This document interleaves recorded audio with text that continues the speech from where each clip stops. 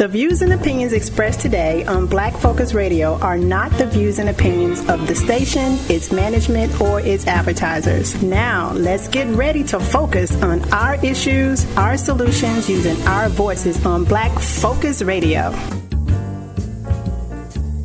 Welcome to Black Focus, the show designed with our community in mind, where we focus on our issues, developing our solutions, using our voices. Central Arkansas, surrounding areas, and the nation. Get ready. Black Focus starts right now. Phone lines open at 855-525-5683. So here's your host, David W. Coleman. It's Monday, and that means it's time for another edition of Black Focus Radio. Our issues, our solutions, our voices. You can hit me up at 855-525-5683. That's the number. Or send me an email at blackfocusradio@gmail.com. I will respond.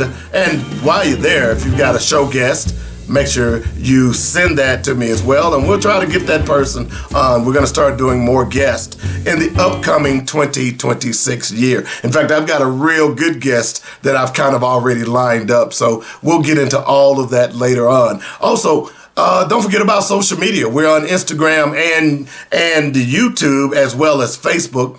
While you're there, don't forget to like, share, and subscribe. Tell a friend to tell a friend to tell a friend. And while you're on YouTube, obviously we are video, so you can see my ugly mug if you want to as well. All right. Shout out to our sponsors, joinnetradio.com and the JC Love of the South. I appreciate you, man. Done a lot of work, yeoman's work, as I like to call it, of keeping Joinnet, or I should say, keeping Joinnet on the air, as well as Black Focus Radio on the air as well. And don't forget ribrub.com. That's RIBBRUBB.com. Go out so you can learn how to bake it, grill it, smoke it. Oh yeah, a lot of stuff to talk about today. I want to remind you to join my one-man campaign to get rid of the N-word. We need to stop saying that word. Period. End of story. Need to stop saying it. There's no reason why. You know, I think I spoke to you all a couple of weeks ago about the young brother that I met who was speaking. He was spitting knowledge on the phone, and you could hear him using the N-word, every other N-word. You know, very knowledgeable young man. You could tell he was educated, but for some reason he kept using this word. So after he got off the phone, I approached him. I said, "Hey, young brother, I wasn't trying to dip in your conversation, but I appreciate that I'd like to say something to you." I said, "What would happen, just curious, if you substituted the N-word for my brother or my sister?" He looked at me direct and said, "You know what, brother? You're right. You're right." It's just that simple. Just don't say it. In other words, it's time to get rid of it. It's just simply pathetic. We got a lot of stuff to talk about today. Of course, we're going to do the Black Facts. By the way, I will tell you that we did miss last week. That was done purposely. My son and my daughter were in town. My son lives here in the Baltimore area, and my daughter lives in Chicago. So she flew in to Chicago to hang out with her dad. Shout out to Athena. And really appreciate it. So for the first time in about 3 years, all three of us were together. And that was very important to me because we had not been together in the same space in quite some time. Now, I've been to Chicago. Obviously I'm here in Baltimore. He's been to Chicago. Then, of course, we got to hang out with the grandbaby. G-Baby was, being G-Baby. So just a great, great weekend. So if you were looking for the show last week, that's why I wasn't on the air. So I appreciate the diligence. I did get a couple of emails from people. "Hey, man, where's the show this week?" Well, that's why I was off the air. Okay. But you can always go to joinnetradio.com and YouTube. And if you're just longing for Black Focus Radio, I'm sure there are some shows out there that you have not checked out as of yet. Okay. So I just wanted to give you that update. All right, so what we got going on today? We're going to talk a little bit about Black Facts. I got an interesting Black Fact. We're going to do a pause for the Red Summer, because later on in the show, we're going to talk about the Red Summer and something that I saw on television that I was just shocked to see. We're also going to talk about Lorenzo Sewell. You may not know him. You will know him after we get through talking about him as well. We got to talk a little bit about the ACA and the subsidies that are going to expire in a little more than a week. Of course, new Epstein files were released. Did it tell us anything? Not much, but we do know just on these last couple of speeches that Trump has been doing that this man should not be president. That's no ifs, ands, or buts about it. Okay, well, we're also going to try to figure out what is Antifa. I think the truth is finally coming out. And these straw man boogeymen, if you want to call them, that the Republicans continue to come up with, but they were exposed in a hearing about a week or so ago, and we want to talk about that as well. If we get a chance, I'm going to ask the question again. What do we do to white people? I'm not getting this. What did we do to white people? And I may relate a story to you that I experienced here in Towson just this past weekend with the white man giving orders and almost got his ass whooped by me. Homie ain't playing that, dude. I ain't, no. Anyway, all right. So those are a couple of things that we're going to talk about today. All right. So before we can do anything, just remember, it's time for Black Facts. Dynamic Black Facts. Our culture, our history, our people. So if you've been following the show now, probably for the last, 8 weeks, Black Facts has consisted of giving you information about towns during the Red Summer. Those towns that were black towns after the emancipation who had moved away, separated themselves from white people, and began to build their lives only to be cut short when white people rioted and massacred many of the people in those towns. We're going to get back to that next show.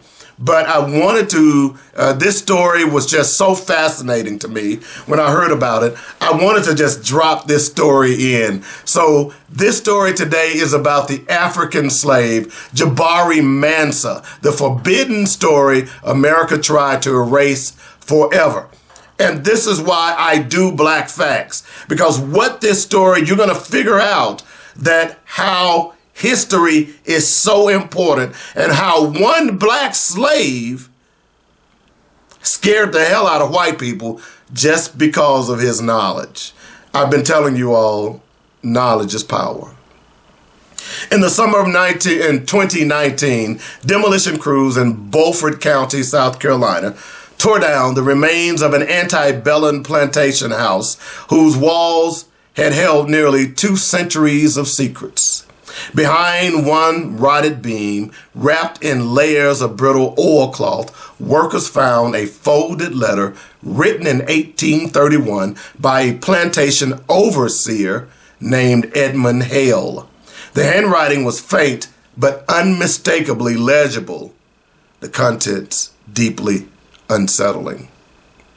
This is a Negro here, Hale wrote, who knows things he should not know.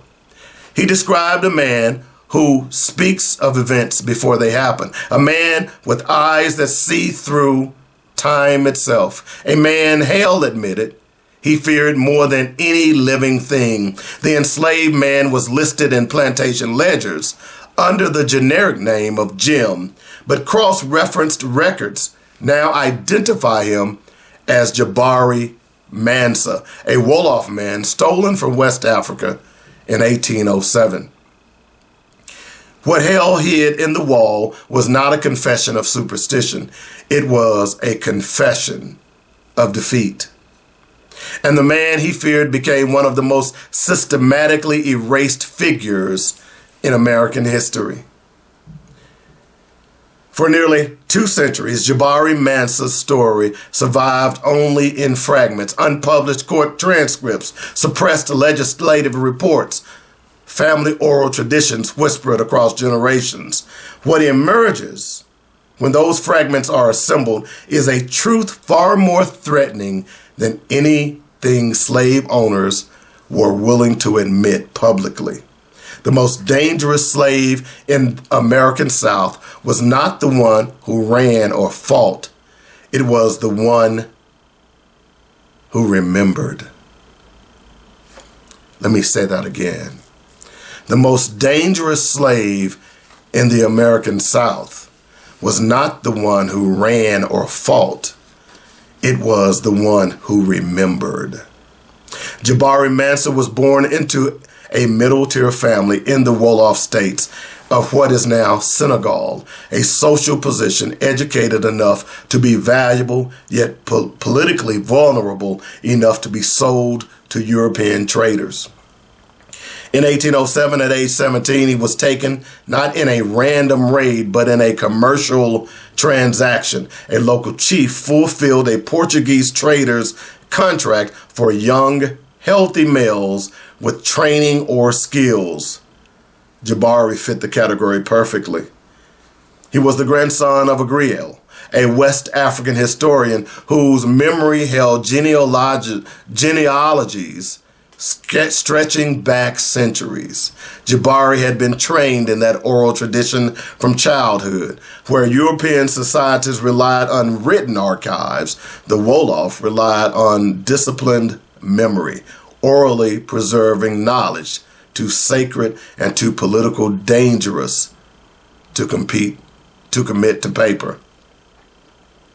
But what slave traders sought to purchase as labor, they accidentally acquired as something far more subversive, a human vault of historical record.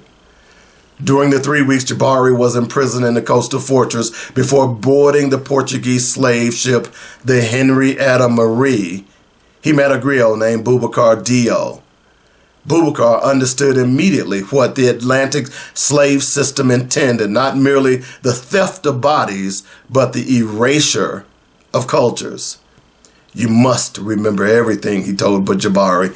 Names, stories, the land, the blood. Memory is the weapon they cannot take. 3 days later, Boubacar died, but he died after transmitting his lineage, 7 generations of names for Jabari to carry across the ocean. When the Henrietta Marie left the coast with 312 Africans chained in its hold, Jabari carried the genealogical memory of 2 Wolof families. By the time it reached Charleston 11 weeks later, only 127 survived. Jabari survived by practicing memory as resistance, reciting histories, mapping the ship's routines, and teaching others to preserve their identities inwardly while their bodies were stripped of autonomy. Jabari arrived in Charleston just weeks before the act prohibiting importation of slaves became law.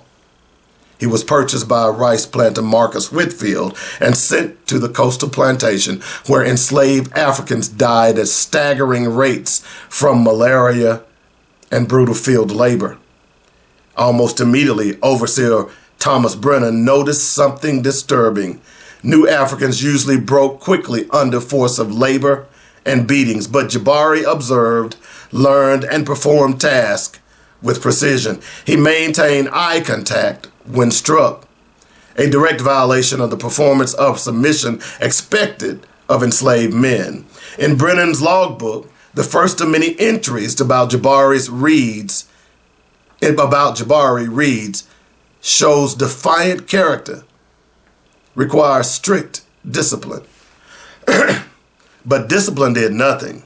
At night, Jabari began teaching other Africans what he had been taught. Recite your true name, your true lineage, your memories of home, your mother's voice, the stories of your people. Within 2 weeks, 15 enslaved workers were participating in this quiet restoration of identity. Within months, he was teaching children, embedding African history inside simple stories that white overseers saw as harmless folklore. Jabari's aim was strategic: preserve African consciousness across the first American-born generation. Resistance did not begin with rebellion. It began with memory. By 1814, Whitfield, unable to explain why the enslaved population showed an unusual level of spiritual firmness, sold Jabari to another trader. He did not punish him. He fled him. Jabari was chained into a 43-person coffle bound for Alabama. Slave trader Harrison Webb marched the group hundreds of miles inland. Along the way, Jabari interviewed every person he encountered, memorizing their origins, families, skills, and losses. In 2 months, he built an archive of 43 African lives the slave system intended to erase. In Alabama, Jabari was sold to Samuel Crawford, owner of a vast cotton plantation. Overseer Jacob Reeves was ruthless and methodical, treating enslaved workers like experimental subjects to be optimized through terror. But Reeves quickly discovered Jabari was unlike other slaves. When a woman collapsed from heat stroke, Jabari diagnosed her condition with clinical accuracy. Reeves realized he wasn't dealing with ignorance. Crawford realized he was dealing with intelligence. Jabari was reassigned as an informal medical advisor, a position that allowed him unusual access to enslaved people. Under the guise of medical assessment, he continued teaching memory preservation, African language, and cultural identity. By 1820, over 50 enslaved people on Crawford's plantation were participating in his nightly education rituals. Crawford noticed. In 1822, he imposed harsh restrictions: no gatherings, no private conversations, random inspections. Jabari adapted. He disguised history as Christian allegory. The kingdom of our fathers meant pre-colonial African empires. The crossing meant the Middle Passage. The time before captivity meant their true identity. They were building a hidden curriculum inside the plantation's blindness. In 1825, a traveling Methodist minister, Reverend Thomas Whitmore, began visiting plantations to teach enslaved people to read scripture. Crawford, a devout Methodist, allowed about 20 slaves, including Jabari, to attend. Whitmore saw literacy as a spiritual uplift. Jabari saw it as liberation. Within 2 years, he was fluent. Within 3, he was secretly teaching dozens to read and write. And by 1830, slaves across Crawford's plantation were documenting violence, names, dates, locations, crimes. They wrote on walls, scrap wood, and places white overseers rarely inspected. This was no longer cultural preservation. This was evidence. In 1832, during a post-Nat Turner crackdown, overseers found writing on a storage house while listing punishments across several years. Torture interrogations followed. Several slaves died. Suspicion eventually turned to Jabari. Court transcripts described a moment that horrified everyone present. When Crawford demanded a confession, Jabari answered, "I write nothing. I wrote nothing, but I remember everything." He then recited with forensic clarity years of violent acts perpetrated on the plantation. Reeves later recorded in his journal, "If what the Negro claims is true, he carries in his mind a record that no court can destroy. They are building a case in their minds that will condemn us." Crawford sold Jabari immediately. But the network Jabari had built could not be sold. It had already spread beyond him. Jabari was purchased by George Bellamy, a plantation owner fascinated by what he called Negro psychology. Bellamy wanted to understand why certain enslaved Africans resisted mental domination. He questioned Jabari frequently, hoping to extract a theory of slave management. Jabari obliged, but fed him falsehoods. He assured Bellamy Africans were naturally docile if managed properly. He insisted only first-generation slaves possessed dangerous intelligence. He encouraged Bellamy to relax surveillance. While Bellamy pondered his scientific insights, Jabari built another underground memory network among Bellamy's enslaved population. But he also began developing something new: trauma witnessing techniques. Drawing on griot performance traditions, he taught enslaved people to recount their suffering with such vivid emotional precision that listeners felt the pain as if it were their own. This was not mysticism, it was psychological weaponry, an early form of what modern therapists would call trauma transmission. In 1844, 12 enslaved people trained by Jabari met secretly in the woods to practice these techniques. When two white brothers, Daniel and William Harding, stumbled upon the gathering, they listened long enough to hear testimony so vivid they later described feeling physically ill. William began experiencing intrusive memories he never lived: chains, darkness, grief. He spoke African language he had never learned. Doctors diagnosed him with Negro delusions. White authorities had no name for what they had witnessed, but they understood one thing with perfect clarity. If enslaved people could make white men feel slavery, the entire system would collapse. 3 investigations followed. The sheriff searched for evidence of witchcraft. The South Carolina Medical Society examined William Hardy, concluding his mind had been imprinted by trauma he did not personally experience. A legislative committee issued the most damning report. If slaves preserve detailed records of their treatment and can transmit these records orally, the institution of slavery faces a threat that cannot be contained by conventional means. New laws were banned. New laws were soon banned, teaching mnemonic systems to enslaved people. Gatherings of more than 3 slaves without white supervision. Long-term community stability among enslaved populations. Most tellingly, the legislature ordered that slaves of unusual intelligence be sold frequently to prevent the spread of organized resistance. Bellamy's peers expected him to execute Jabari publicly. Instead, he did something more calculated. He quietly sold him to a small plantation owner by the name of Edmund Hale, the same man who would later hide the letter describing the terror Jabari inspired in him. Hale's plantation housed just 20 enslaved people. Surveillance was constant. Rebellion seemed impossible, so Jabari shifted strategy. He stopped organizing groups and focused on individual psychological resistance. He taught enslaved people how to process trauma without losing themselves, a technique he called witnessing.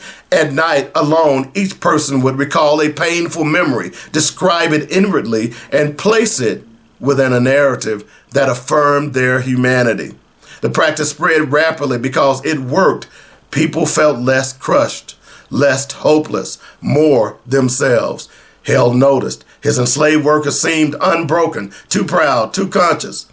His 1831 letter to his brother, discovered in the wall in 2019, captures the panic. They are enslaved in body, but free in mind. And I do not know how to break something I cannot touch. Within a year, Hale freed all 20 enslaved people, sold his property, moved to Pennsylvania, and became an abolitionist. He attributed the transformation to one man, Jabari Mansa. Jabari was legally freed in 1846 at age 56. He spent the remaining 18 years in Beaufort as a community educator, literacy teacher, and keeper of oral histories. He conducted remembering circles, preserving histories and stories of slavery before they could be rewritten and sanitized. By his death in 1864, just months before slavery was formally ended, he had trained at least 200 people across 3 states in memory preservation. At his funeral, nearly 300 formerly enslaved people gathered in open defiance of South Carolina law.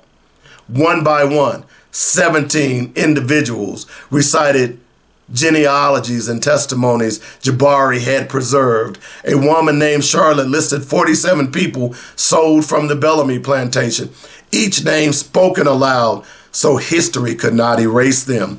A man named Isaac presented written documentation of 15 years of violence from the Crawfords plantation, evidence Jabari had inspired him to compile. White observers were horrified. Letters and diary entries from that week reflect a realization no one dared to voice publicly. The enslaved had been watching, they had been documenting, they had been remembering, and when the time came, they would testify. When within weeks, plantation owners across the region burned records. Free black organizers were arrested or exiled. Evidence was scattered or buried. The suppression campaign was statewide. The fear was existential. The goal was simple: erase the possibility that enslaved people had always been fully conscious. After the Civil War, as historians began writing official narratives of slavery, they systematically excluded any evidence that enslaved people possessed sophisticated psychological resistance techniques or preserved detailed testimony. The reason was political. Acknowledging such agency would have undermined the myth that slavery had been a benign institution, contradicted claims that enslaved people lacked mental capacity, violated abolitionist accounts of widespread brutality, exposed plantation owners to criminal liability under Reconstruction laws. So Jabari's networks disappeared from textbooks. Court records were archived but never cited. Oral histories were collected but dismissed. Samuel Harrison's federal investigation, which documented memory preservation among freed people, was shelved indefinitely. America chose forgetfulness, but families did not. Oral tradition carried Jabari's methods into the 20th century. WPA interviewers in 1930s found former slaves who could recount events with extraordinary accuracy, names, dates, punishment, far beyond what historians expected. Their testimonies were treated as anomalies. They weren't. They were descendants of Jabari's archives. Wow. Jabari Mansa. I posted this story on my wall if you want to go out and read it. One more graph and we'll be done. This is the legacy of a forgotten teacher. Jabari Mansa did not lead a rebellion. He did not escape north. He did not kill an overseer or torch a plantation house. He did something far more dangerous. He trained witnesses. Every person he taught became an archive. Every archive became evidence. Every piece of evidence survived long enough to confront the lies crafted to erase it. And now, reading this story, you become part of the chain. Memory defeats forgetting only when someone chooses to carry it forward. This is the forbidden story America tried to erase forever. And the fact that you now know it means the erasure failed. And that's one hell of a black fact for today. Whoa, man. Jabari Mansa. We'll be back in a moment. Keep listening to Black Focus Radio for more dynamic black facts, our culture, our history, our people on joynetradio.com. Whew, man. As I told you, I've been doing the Red Summer, giving you all the dates and times and what happened at the various towns in the Red Summer. But I read this about Jabari Mansa over the weekend, and I said, I gotta bring this to my audience. I hope you enjoyed it. I hope you got something out of it. And here's what I got out of it. That knowledge is power. You know, when I was growing up, they would always tell us, get your education, because that's something they can't take from you. Get your genealogy. Get your history, because that's something they can't take from you. Because see, that's what they've been trying to do, is take your history. And that's why I do this show, because we're not going to let them play that game. And we'll take a break. It's called Black Focus Radio. Our issues, our solutions, our voices on joynetradio.com.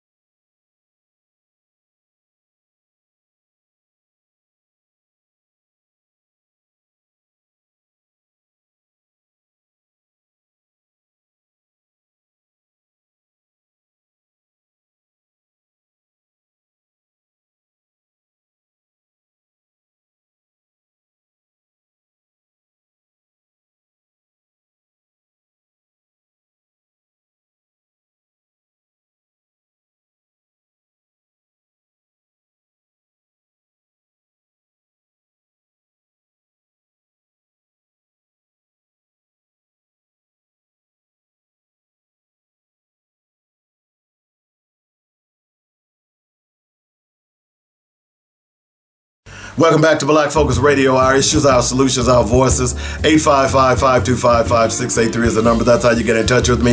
If you'd like to join the show.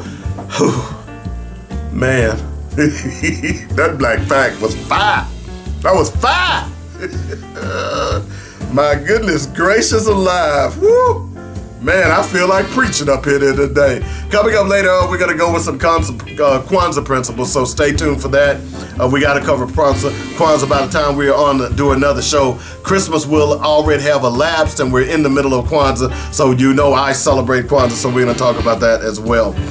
This segment, I want to talk a little bit about something I saw.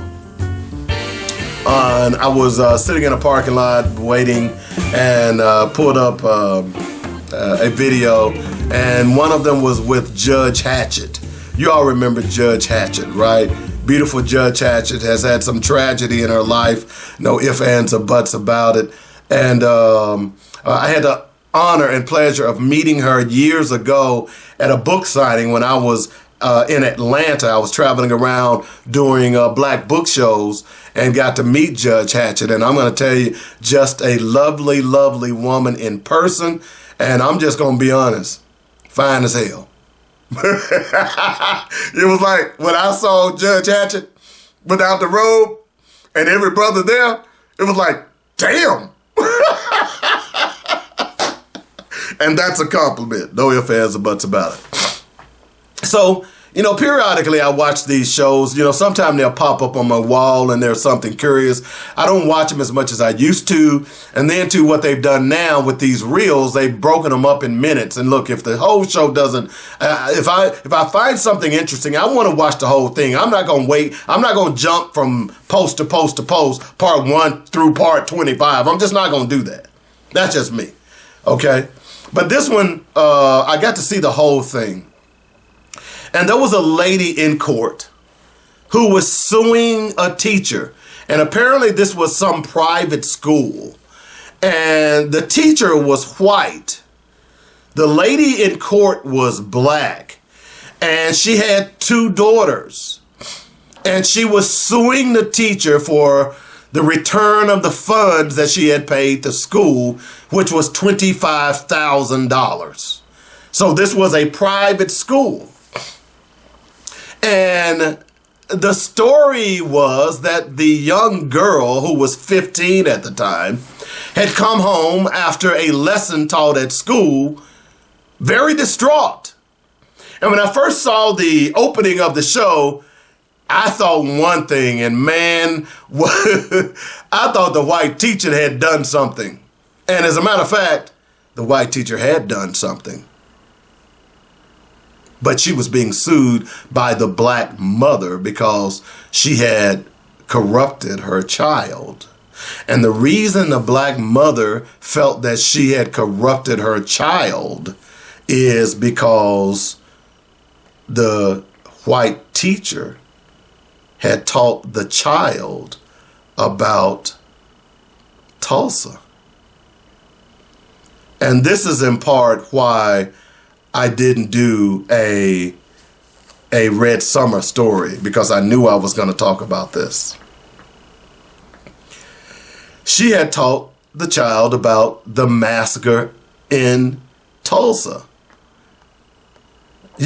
Black Wall Street. The young 15-year-old girl never heard of Tulsa. As a matter of fact, the young 15-year-old girl had not been taught that. And it upset her. And apparently she went home crying to her mother.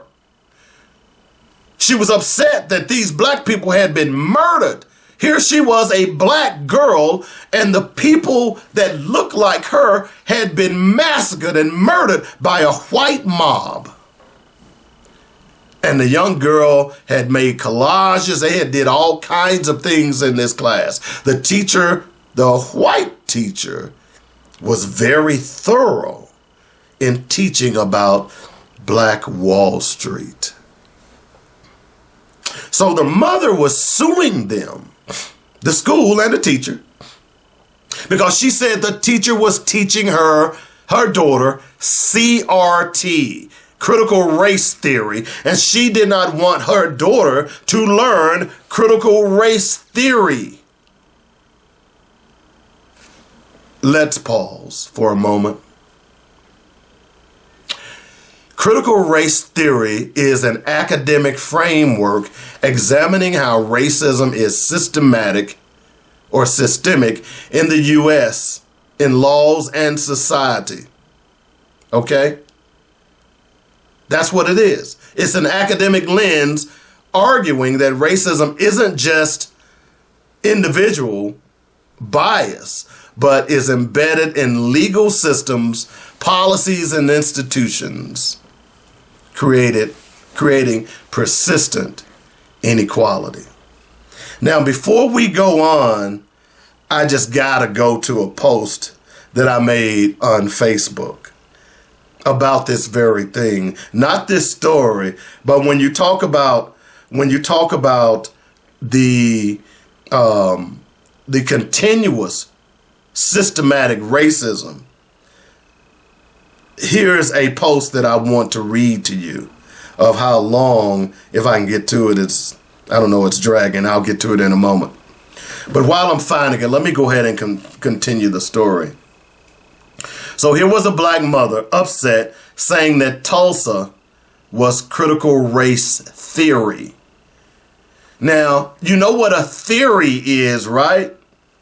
If you did 6th grade physical science, a theory was something you thought. It is not or was not fact. Okay? So if she was teaching critical race theory, then that's a theory that may not be fact, right? Y'all follow me, right? But the teacher wasn't teaching critical race theory. She was teaching American history. And that was the Tulsa Race Massacre. Now, so those of you who don't want to believe in critical race theory, let me go back and say it again, what it is.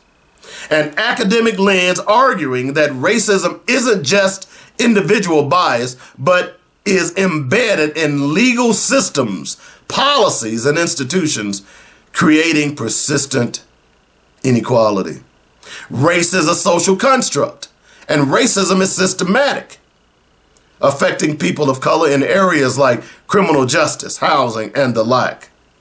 Now, let me just read this to you. Over 400 years of institutional racism. So, excuse me, if you don't believe that racism is embedded, if you don't believe it's systemic, let me just read something to you real fast, and then we'll get back to our story. Slavery from 1619 to 1865. Black codes from 1865 to 1866. The KKK, that's the Ku Klux Klan, till the present. Jim Crow, 1877 to 1954. Redlining, 1934 to 1968. War on drugs, 1971 to the present. Mass incarceration, 1973 to the present. Three Strikes Law, 1993 to the present. Gerrymandering, ongoing. ICE, ongoing. Wetback policies and anti-immigrant attacks, ongoing. MAGA, Trump, era policies, 2016 to the present. That's systemic. And anyone that don't want to believe in race, critical race theory, that's fine. But what I just read to you proves the fact that critical race theory is more than a theory. It's a fact. But let me go back to the mother on Judge Hatchett, because the mother really irritated me. Because here is a black woman who is suing a white teacher, who is trying to do what is right and teach black history the way it's supposed to be treated. Look, history is not good. And certainly white history is terrible when you go back and look at the atrocities that they've committed, not just in America, but around the world. It is not good, but you use history as a means to learn that you will not do that again. We use the history of what the Germans did to the Jews so that will never happen again, although we are seeing it happen right now in Palestine. Woo! So did we learn history? But here's a black woman with two daughters. And oh, by the way, the two daughters, when asked by Judge Hatchett, did they learn something? And they said, yes, they would. And Judge Hatchett also asked them, because the mother not only sued the school, but she pulled the daughters out of the class. Judge Hatchett asked the daughters, would you go back to that class? Would you go back to the class? And both daughters said yes, because of what they learned. So here are two black daughters, because see, that's what education is all about. That when you learn something new, look, even me today, I learn new stuff every day. I'm learning, I told you, I'm reading Black AF history. Although I am very learned in history, there's stuff in that book that I didn't know. So here's a 15-year-old girl who is excited about learning, who is excited about education, although she was distraught of learning that her people that look like her were massacred and murdered, she wanted to go back. But Mother called it CRT. She called it a theory. Wow. It was mind-boggling to me. And as I listened, I got more enthralled with what was going on. And I listened not only to the teacher, but I also listened to Judge Hatchett. And what we're gonna do, we're gonna take a break. When we come back, I'm gonna finish the story. And I'm gonna tell you what Judge Hatchett talked about and her brushes with racism growing up as a child. As she relayed this to this mother who thought that Tulsa was CRT. Back in a moment. You're listening to Black Focus Radio. Our issues, our solutions, our voices on joynetradio.com.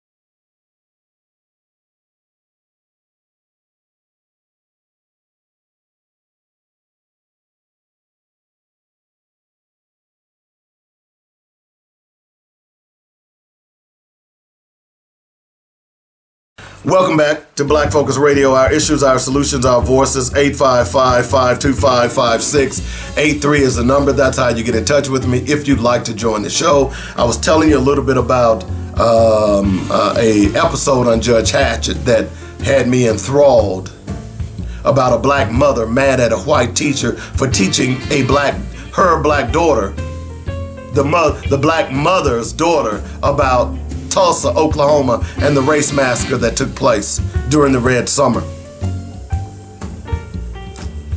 Judge Hatchett was upset. And by the way, if you missed the first part of the story, you're gonna need to rewind to the previous segment to get where it all began. Judge Hatchett listened to this woman intently, and by now I will tell you that I was really ticked off at this black mother. You know, the funny thing about it, the black mother was upset because she never knew about Tulsa. She was never taught about Tulsa. And even the white teacher said she was never taught about Tulsa.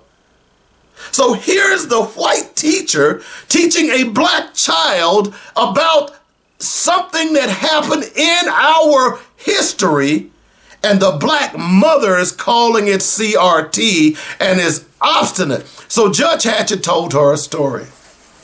Judge Hatchett grew up in South Carolina, and she was downtown with her grandmother. She was a child. And when her grandmother turned her head, little Judge Hatchett decided to run to the water fountain, the whites' only water fountain, to get some water. She wanted to know if the white water was the same as the black water. Before she could take a drink, she was knocked down by two white boys.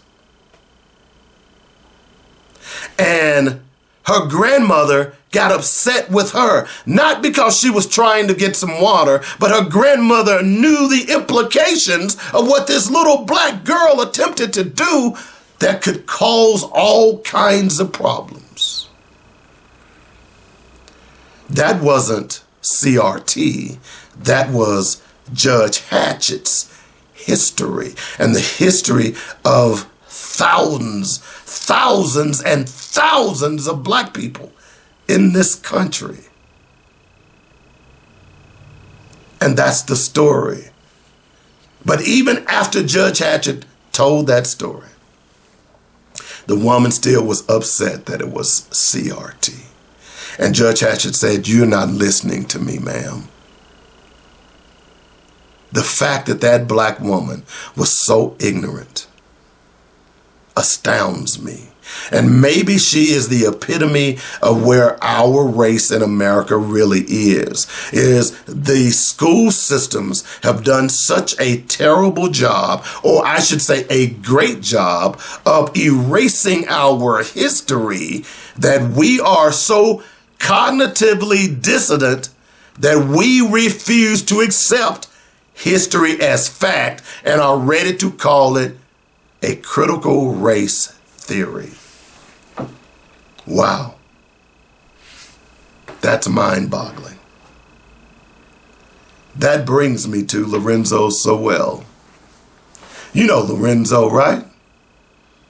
He calls himself a preacher. He has a church in Detroit. He hosted Trump, brought Trump in, and they claim to be having a summit about black crime and what can be done about it. He took a lot of heat for that, and rightfully so. He's another one of those sellout, sociopathic black preachers, black MAGA preachers. So I saw a video of him the other day, and he actually opened his mouth and said that Donald Trump had done more for him than any black person. I gave that pregnant pause because I wanted you to absorb what I just said. Lorenzo Sowell, I'm not going to call him a reverend. I'm not going to call him pastor. I'm going to call him by his white folks' name. The white folks' name his mama gave him. Lorenzo Sowell said that Donald Trump had done more for him than any black person has ever done. All right, let's look at this. Now I can go down the list. You see, Jabari Mansa, the person that I just spoke about at Black Facts, is a reason that you, Lorenzo Sowell, is here today.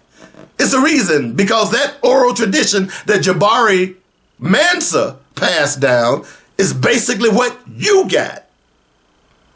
Hello? Those people that were massacred at the Devil's Punch Bowl or during the Red Summer is the reason that you can be here today.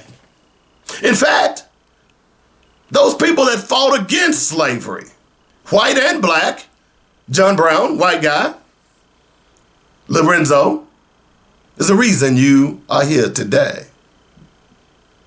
But let me finish, because there's more, Lorenzo. Those people who withstood the black codes, those people who withstood the Red Summer, those people who withstood the KKK, those people who marched during Bloody Sunday, those people who had dogs sicked on them, had water hoses turned on them, had billy clubs upside the head. Medgar Evers, Martin Luther King Jr., Malcolm X, Cheney, Goodman, and Schwerner, Daisy Bates, Fred Shuttlesworth.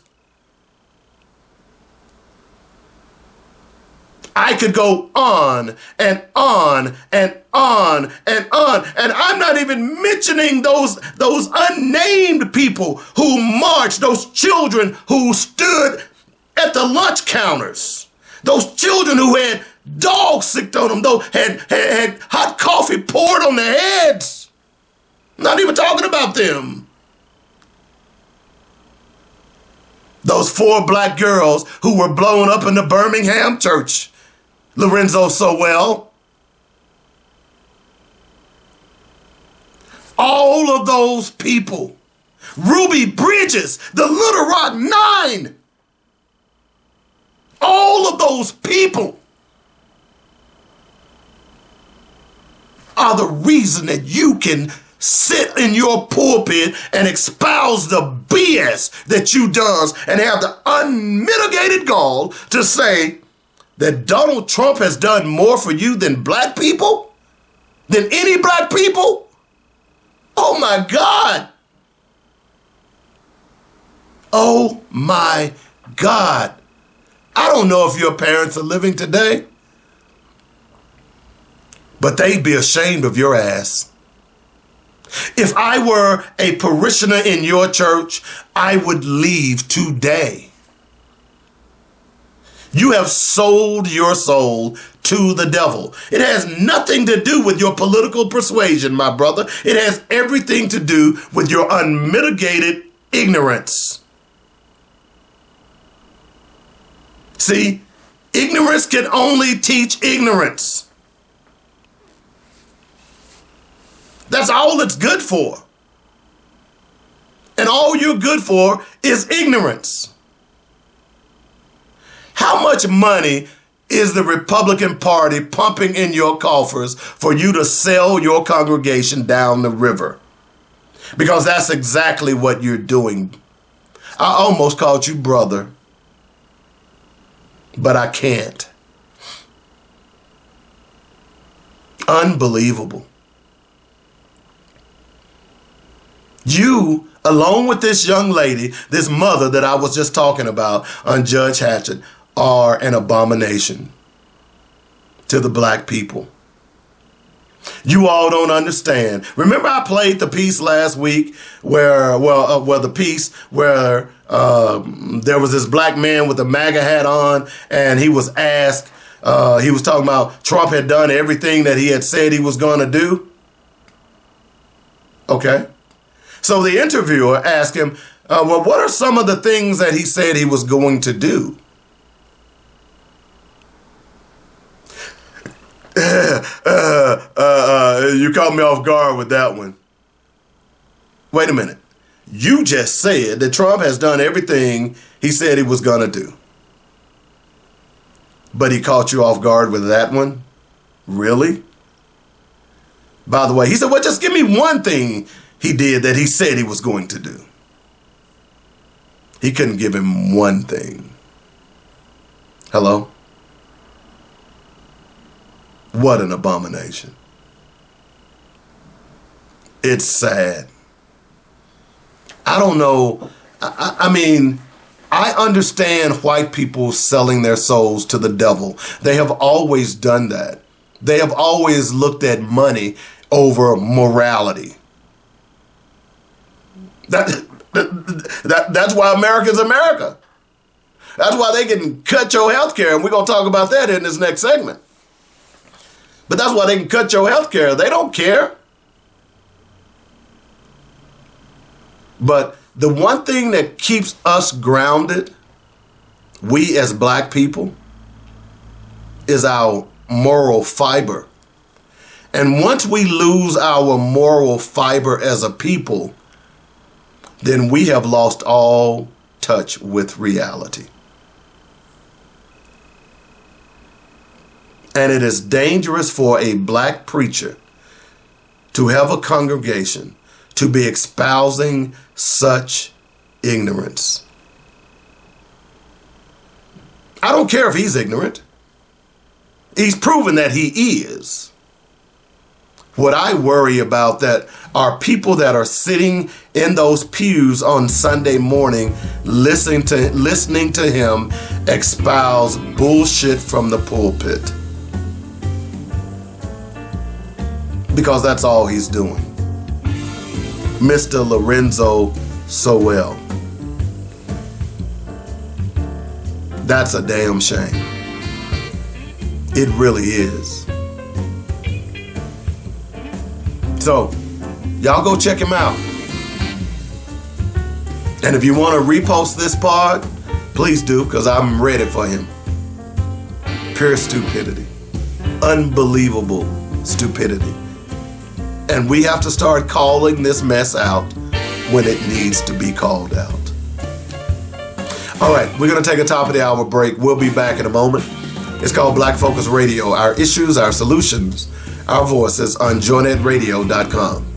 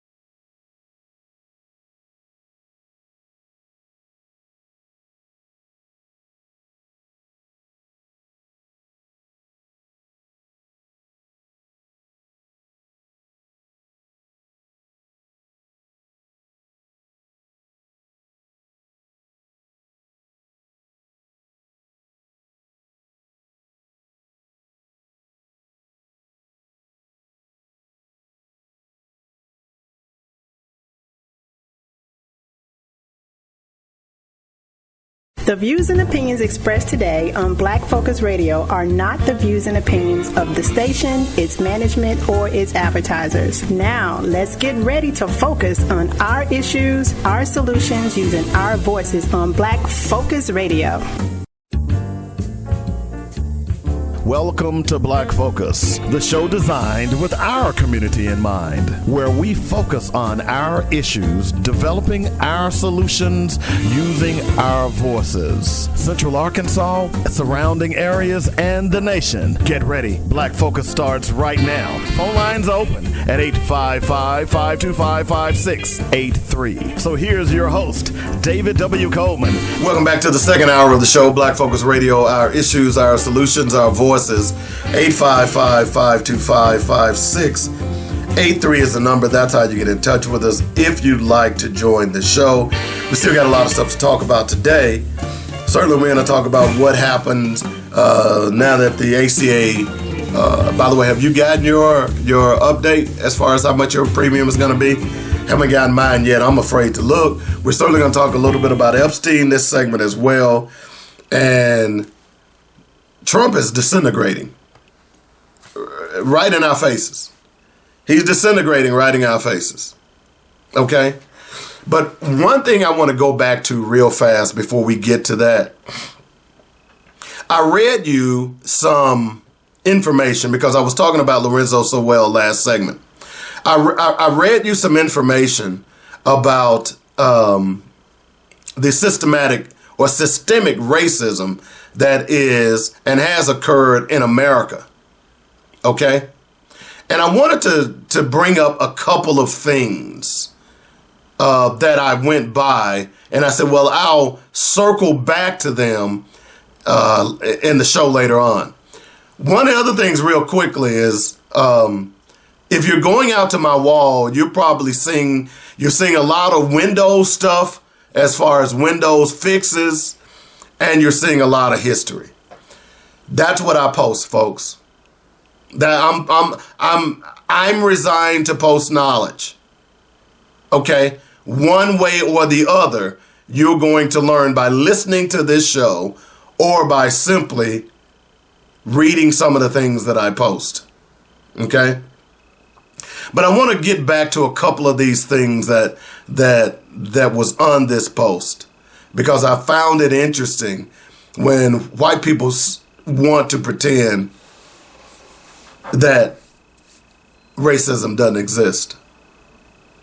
And I want to particularly look at the KKK, started in 1865. I've told you over and over again that, remember, any liberation organization that was born out of the black suffering and black liberation was destroyed by COINTELPRO and J. Edgar Hoover. Okay? The KKK was designed to threaten, terrorize black people. Should be a domestic terrorist organization, but they're not. How is that possible? The war on drugs. All of those things were designed. And let me just do this. Let me just read the whole list to you again. It started with slavery in 1619, ended in 1865. Black codes in 1865 to 1866. And those of you who don't know what the black codes are were laws that states put together. You heard me talk about that when I read the story of Jabari Mansa, where they didn't want you to assembly. It couldn't be no more than 2 black people in one spot. They had to keep moving. They came up with loitering laws. So if you were caught walking, they could put you in jail and then take you to prison, and then you give them free labor. Those were black codes. KKK in 1865. Jim Crow, 1865 to 1954. So Jim Crow was the cousin of black codes, where they systematically did things where you couldn't go to school, separate but equal, white water fountains, white schools, white restaurants, white hotels, redlining. Redlining was where, if you didn't know, they wouldn't give black people loans to buy homes, and particularly in upscale neighborhoods. The war on drugs. The war on drugs was created by white people. In fact, it was exacerbated by a white president, that white president being Ronald Reagan. See, you all don't remember Iran-Contra. You all, many of you young people, are simply vestiges of what Iran-Contra did to the black community.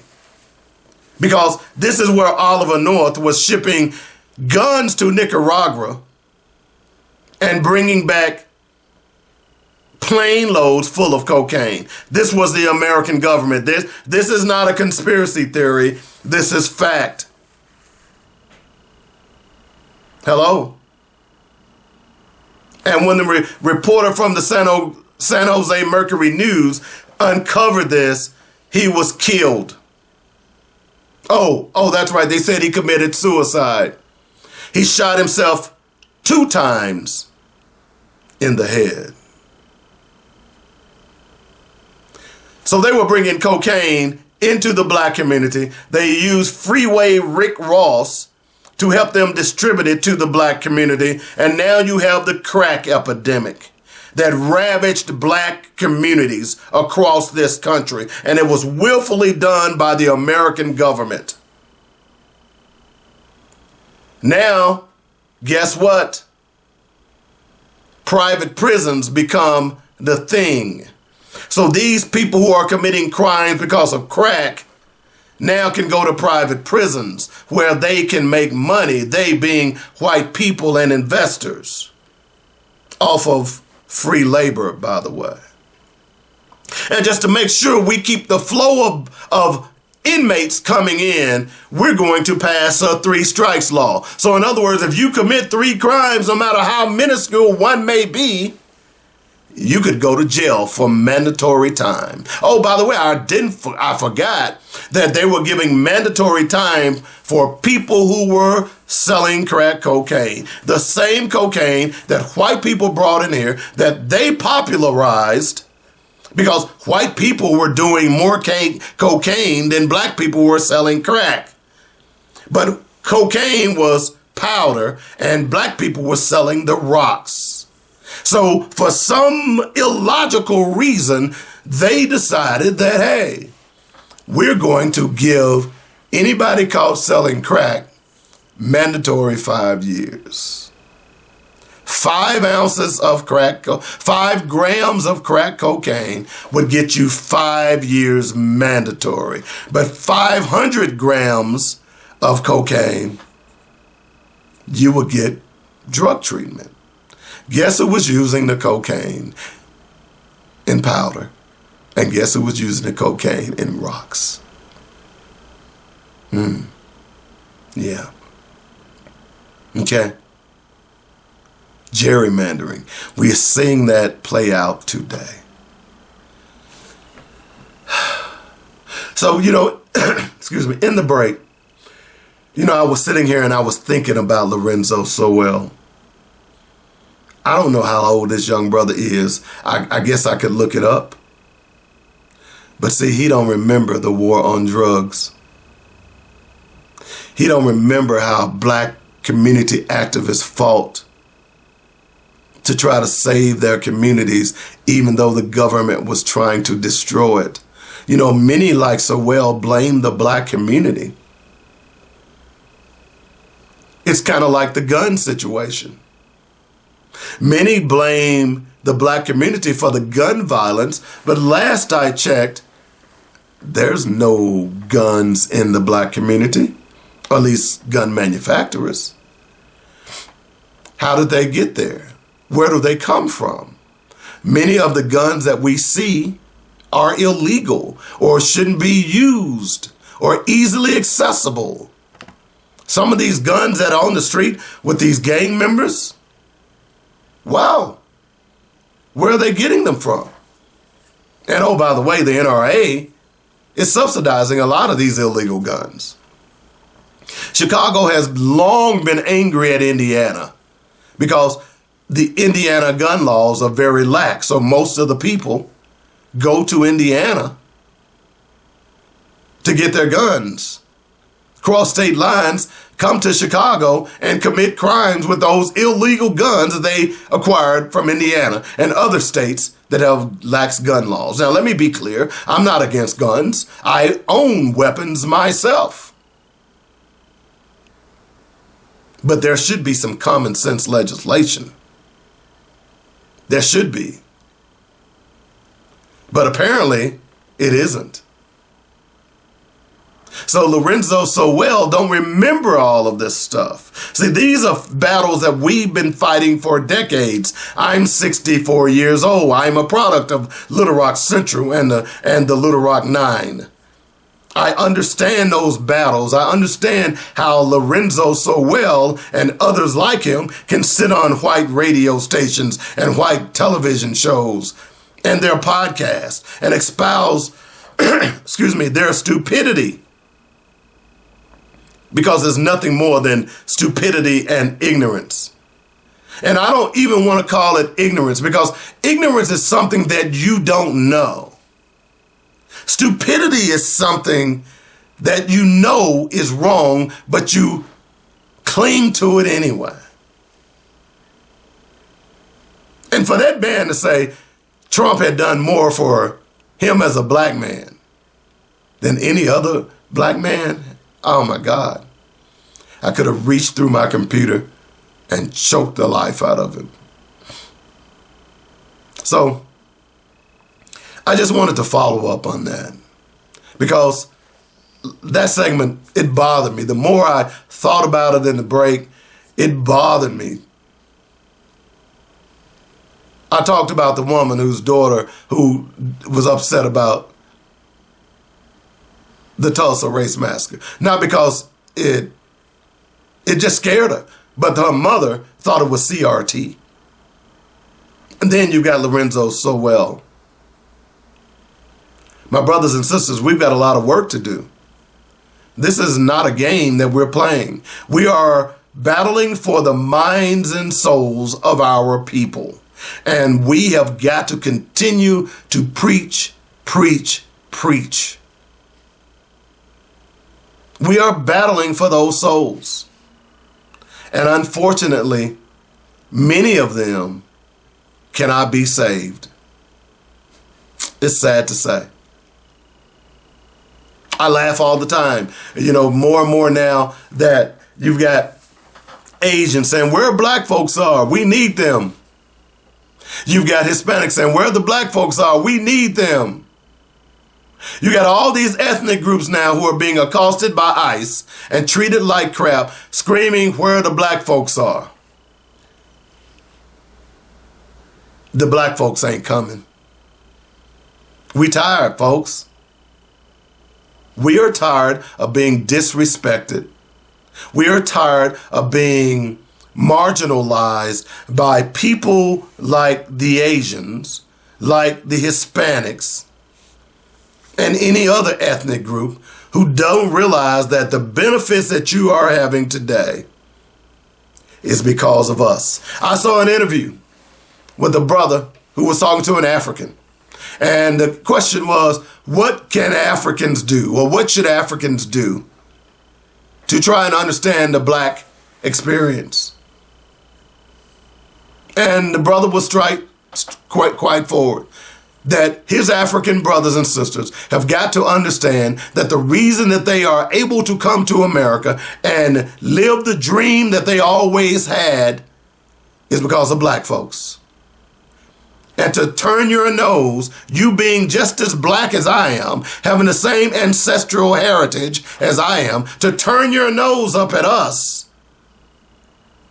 is blasphemy. Because, you know, I went to a store this past weekend. It was an African store. And you see, my wife, she makes this thing called Perry Pot. And the only place that she could get this particular cut of meat was at this African store.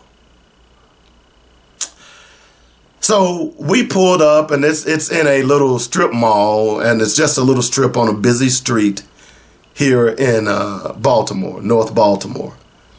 And I went around the back because I knew was parking back there. And there was this white man. When I parked, we got out of the car to go into the store. He gets out and says, "Hey, you can't park there. You can't park there. That's so-and-so's parking." So I send my wife on in. I pulled out, and I get ready to get out of that little parking area. And there are like 6 cars, and all of these cars are going into this African store, or they're coming out. They're loading their stuff up, just lots of food and stuff like that. He gets out of the car and he starts, you could see him waving his hands, talking about, "You can't park here, da da da da da da da da da." And he actually walks into the store. And I wasn't in the store because I was sitting in my car watching. And clearly he was trying to get these people to move their cars because they're blocking his store. But he moves his car and he blocks more people in. And by the way, he was blocking people in that was not near his store. I finally moved, and I just sat there. And I was saying to myself, I hope this crazy ass white man don't walk up to my car, because I'm going to let him know that I'm a black man.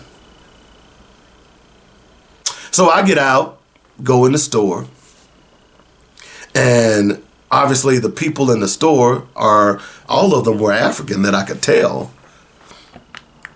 And they heard me, I was raising hell. And of course, they heard my accent. They were thrilled that I was a black American who was raising hell about this white man.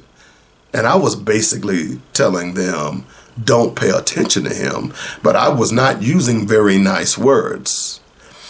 And the amazing thing about it, and my wife noticed this, and I didn't at first. She said, when they realized that you were an American, did you notice how they started telling you about him? It was like you were their hero. Now, why am I telling you this?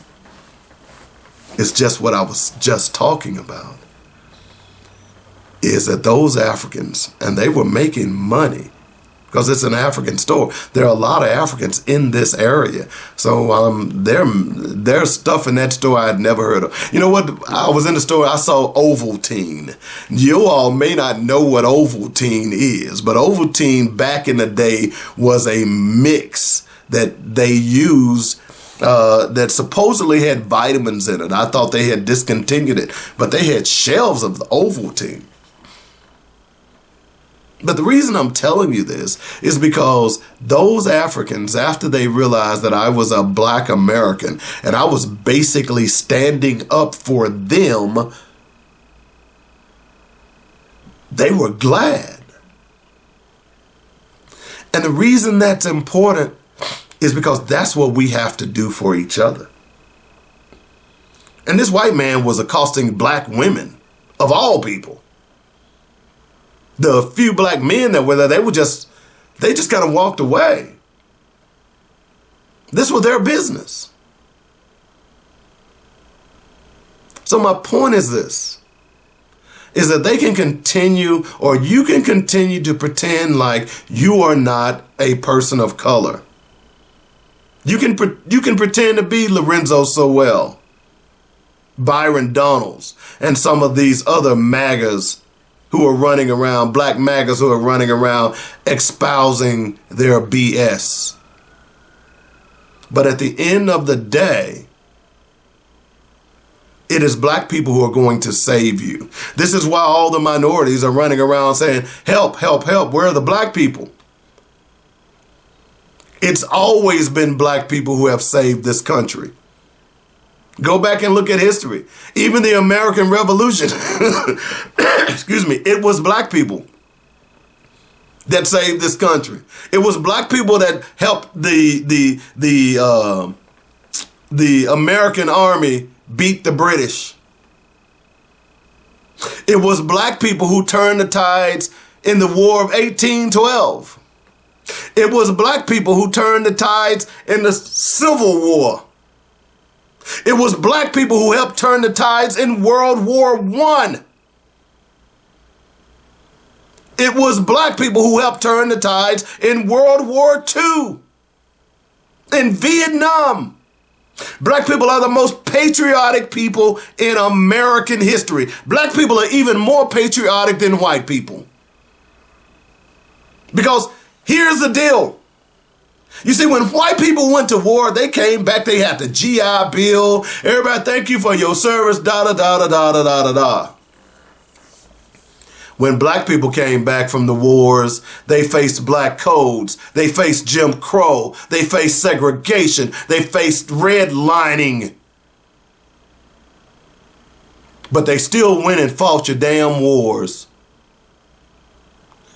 And you Hispanics, you Asians, all of you third world minorities, if it wasn't for black people in America, you would not be here today.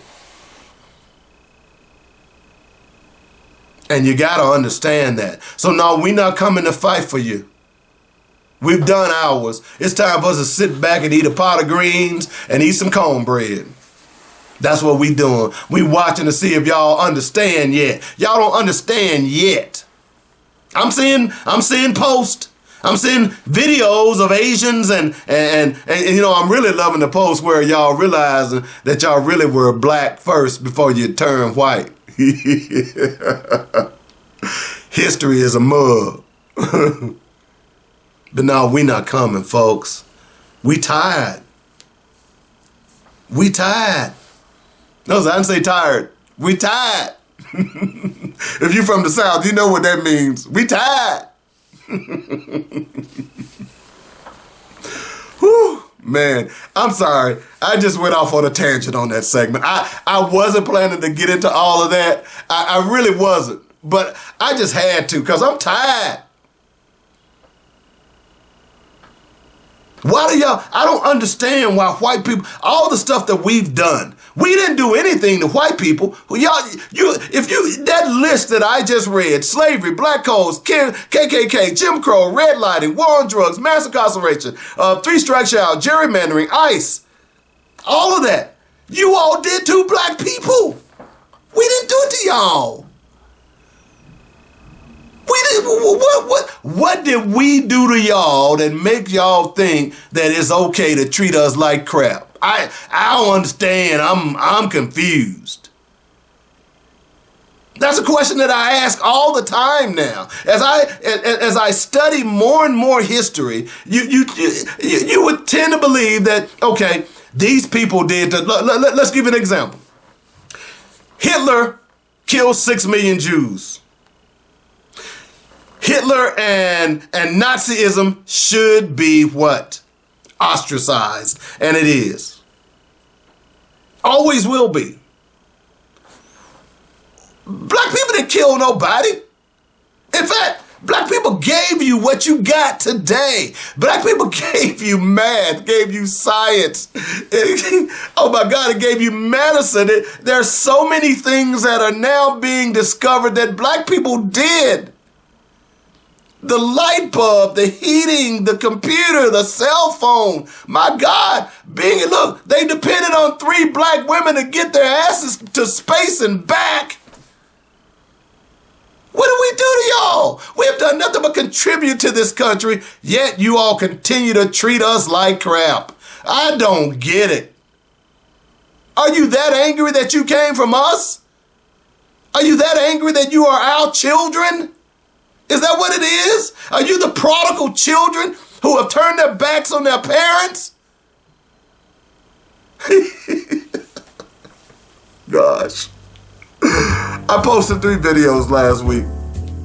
One was about an Asian anthropologist who was trying to prove that Asians didn't come from black folks. He was wrong. Another one was an Australian anthropologist who was trying to pretend that the Aborigines were not the original people. They don't realize the reason you got the Union Jack on your flag is because the British dumped their prisoners in Australia, not understanding that the Aborigines were already there. Oh my gosh. I just don't understand it. I just don't. All right. We need to take a break. When we come back, we gotta get into some of this Trump crap. Because it's crap, folks. Back in a moment. It's Black Focus Radio. Our issues, our solutions, our voices on JoyNetRadio.com.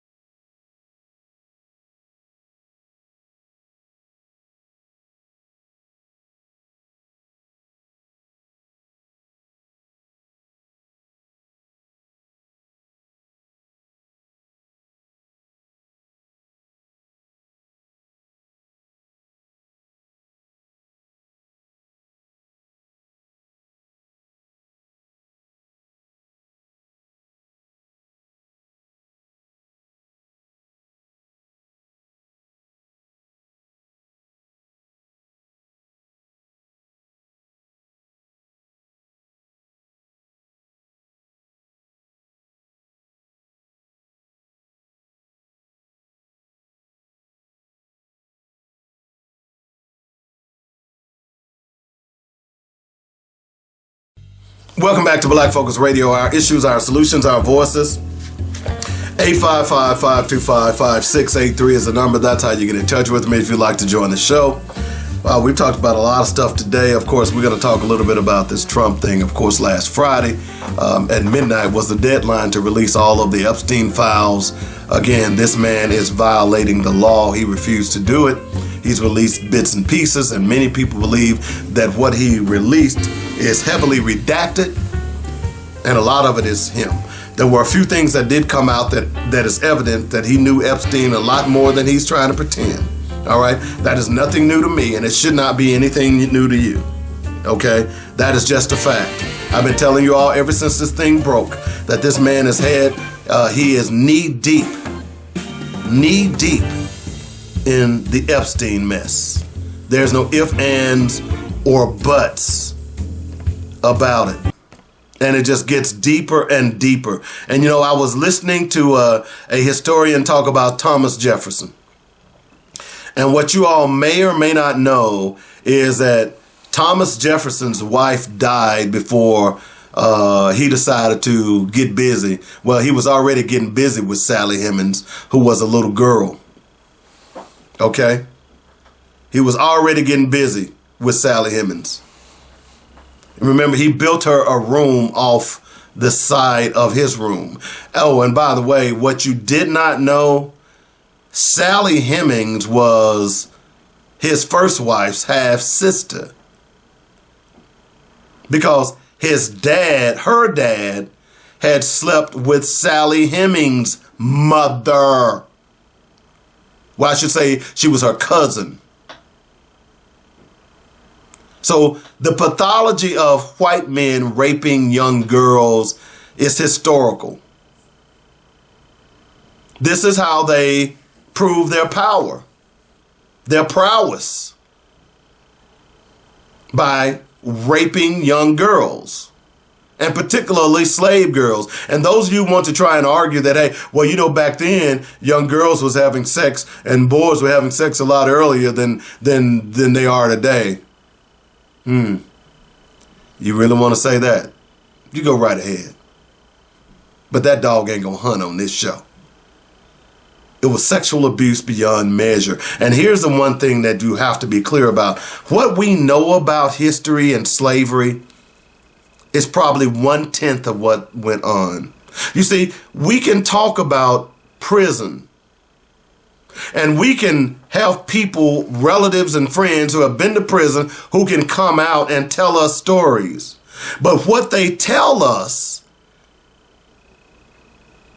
in fact, is far worse than what really went on inside behind those bars. And what we know, because white people have tried to cover this up, that what we know is maybe a scintilla of the cruelty, of the misogyny, of the viciousness that went on during slavery. You can just imagine, if you dare, if it doesn't frighten you to really imagine what slaves lived through.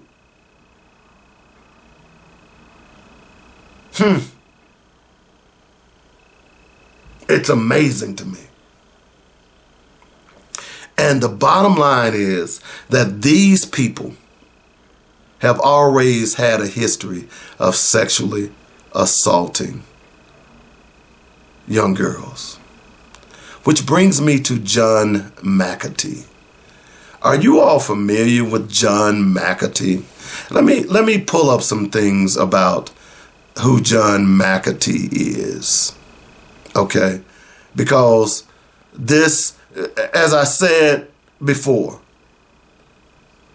birds of a feather flock together. All right? They flock together. And the fact that Donald Trump and Jeffrey Epstein were buds is no surprise that John McAtee is a bud with Donald Trump. And it was recently came out, John McAtee apparently has been flirting with young girls. Okay? Trying to fly them out, trying to get them to talk to him and spending money on them and so on and so forth. Hello. And guess what? John McAtee is in the Trump organization.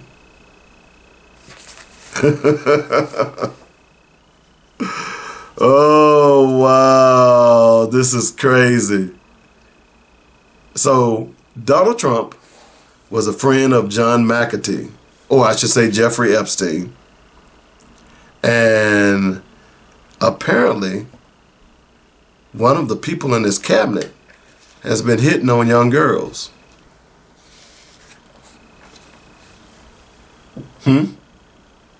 I'll wait. Where are my black magas at? By the way, y'all still haven't really given me a good reason why you support a pedophile. Because clearly Donald Trump is a pedophile.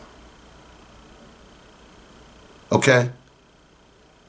You can deny it all you want. This man was a pedophile. His friends were pedophiles. There's no ifs, ands, or buts about it. So how is it that you can support this guy? I'm trying to get a gauge. You can't. So apparently they're saying there's volumes of files that need to come out, so they're releasing them step by step, which, by the way, the court order said they all should be released by midnight last Friday. They're not. Can't wait till the midterms. I just thought I'd throw that in there.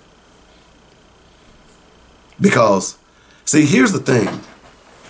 And I was thinking about this today. All of these people who are allowing Donald Trump to violate the law, or who are violating the law in the name of Donald Trump, see, you all aren't thinking, because if you really paid attention to this person, you know that this person doesn't really give a damn about you. You know that. And if that's the case, why would you do anything for him? Because guess what's going to happen? Once he leaves office, a whole lot of y'all are going to be brought up on charges. Now, the Supreme Court has conveniently allowed him to do crimes without suffering any consequences. But that doesn't cover you, Pam Bundy. Hello? And all your cohorts.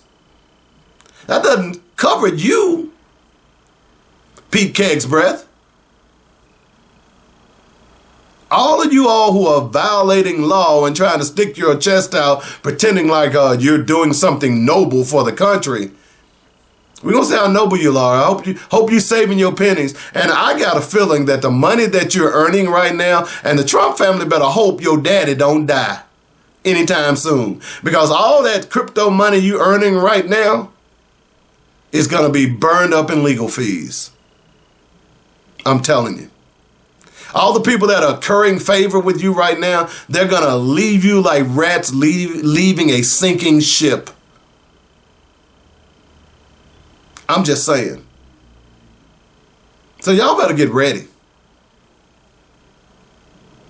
So we'll see what happens with the Epstein files. There's more to come. There'll be more posturing by the Trump administration. But at the end of the day, what's done in the dark will always come to the light. And it is clear now that there were rich, powerful white men who were sleeping with little girls. There's no ifs, ands, or buts about it. And it looks as though Israel had something to do with it. That's what it's looking like. We haven't seen any exact proof yet, but we know that Epstein had ties to Israel. I'm just saying. 855-525-5683 is the number. That's how you get in touch with us. I'm still asking the question, what did black people do to white people? Why y'all so mean to us? I'm still trying to figure that out. One of the other things I want to talk about is, and so we've got a little time here because I definitely want to talk about Trump disintegrating in these speeches. But I want to talk about the ACA, the Affordable Health Care. As you know, this Congress was shut down for 53 days because they didn't want to extend health care. See, if nothing else, this is what the American people should understand. And it's the thing that I've been espousing on Black Focus Radio for years, is that rich people don't give a damn about poor people. I heard someone trying to defend Trump and his Great Gatsby party. Many of you all may not know what the Great Gatsby is. But the Great Gatsby is a story written by H. Scott Fitzgerald. It was common reading in advanced English back in the day. I understand, I ain't trying to brag, but many of y'all didn't take advanced English. I did. I read a lot growing up, so that's why I was able to, I read Nancy Drew, the Hardy Boys. I had read J.R.R. Tolkien, 5 or 6 times by the time I had gotten to the 6th grade. But anyway, that's another story for another day. I'll tell you that story about Miss Johnson taking my Hobbit book. But anyway. But the point is this, is that here we are right now, and Donald Trump is trying to assassinate your health care. I don't understand that why we are the only industrialized nation that does not have universal health care. This is not rocket science. This has to happen. There's no ifs, ands, or buts about it. And anyone who won't propose that, you got to ask the question. And it's pretty clear that these rich people don't give a damn about your health care. The $1 trillion tax cut that they gave to the top 10%, they could have taken 1/3 of that and funded health care. Did you hear what I just said? The trillions of dollars in tax breaks that they took from poor people to give to rich people, they could have taken 1/3 of that money and funded health care. That's not an exaggeration. I'm not Donald Trump who's saying that drug prices are down 500%. He's a dumbass. By the way, did you hear that? He said drug prices are down 500%. So let me do the math for you, those of you who don't like math. Okay, let's say, for instance, you paid $10 for that drug. I'm going to make it simple for you. It's down 500%, right? So that means that the drug company would pay you $40 for taking their drug. He's a dumbass. Do I need to say that again? This is the person that is leading our country. This is the same person that said, when asked in a debate, okay, you say the affordable health care is not doing what it's supposed to do. It's a terrible plan. What is your plan? He didn't say he had a plan. He had a concept of a plan. And by the way, the Republicans have had since 2016 to come up with a plan for health care for Americans. They're yet to do it. They don't even have a plan. They've never even sat down to put together a plan. And then Mike Johnson late last week is lying to the American people and saying that they are working on a plan. Oh, and we're going to create health savings accounts. And we're going to put $1,500 in a health savings account. Let me ask you a question. Have you been to the doctor lately?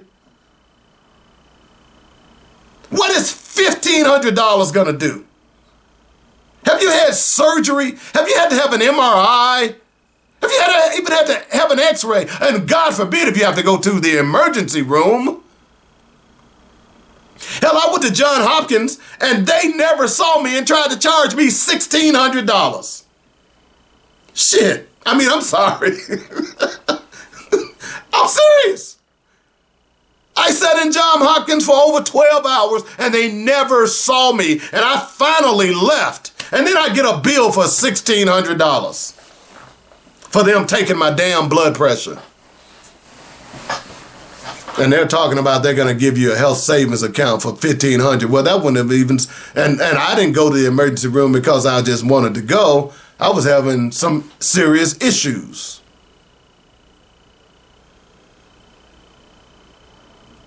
So your healthcare subsidies are going to expire December 31st at midnight. And already some of the healthcare industry or companies are sending their bills out. Your bills are going to increase 18, 20, 25, 30, 50, 100, 150%. They're going to increase from what you're paying today. Many people are not going to be able to pay for their healthcare. I'm raising my hand because I'm one of them. I don't know what I'm going to do. I'm not saying that for your sympathy. I'm telling you that because you may not know someone where if you're listening to this show, you know me now. And as I've said to you over and over and over again, we need to stop sending rich politicians to Washington. Let's stop it. They do not deserve to be, all they do is come to Washington, get inside trading information, become millionaires, and by the way, you know they're getting free health care, right? Off the taxpayers' dollar. We're paying for their health care, but they don't want to give us a health care. Does that make sense to you? You see, this doesn't matter whether or not you're Republican or Democrat. They don't see you as a human being. They don't care to see you as a human being. They see you as a sucker. This whole thing with Epstein is a classic example of how rich white men view you, whether you white, black, or polka dot. is that you're them. You're not like us. You can't do what we do, and we can do whatever we want to do, and you can't do anything about it. And that includes we can violate the law. We see this over and over again.